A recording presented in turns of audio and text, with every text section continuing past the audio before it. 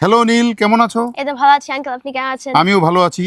আচ্ছা বলো তো, এটা কি ফুল? এটা হচ্ছে কি আমমুকুল ফুল আঙ্কেল। আম্র ফুল, আমের মুকুল, আম্রমুকুল।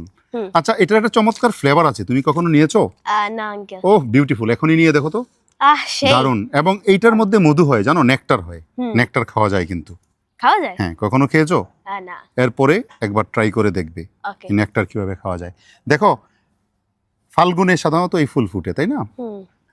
ফাল্গুনে বিকশিত কাঞ্চন ফুল, ডালে ডালে পুঞ্জিত আম্রমুকুল, চঞ্চল মৌমাছি গুঞ্জরি গায়, বেনুবনে মর্মরে দক্ষিণাবায়।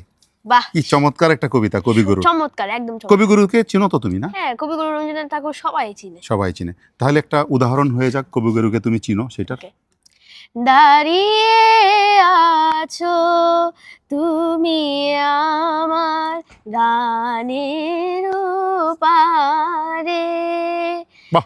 আমার সুরগুলি পাই চরণ, আমি পাইনি তোমারে,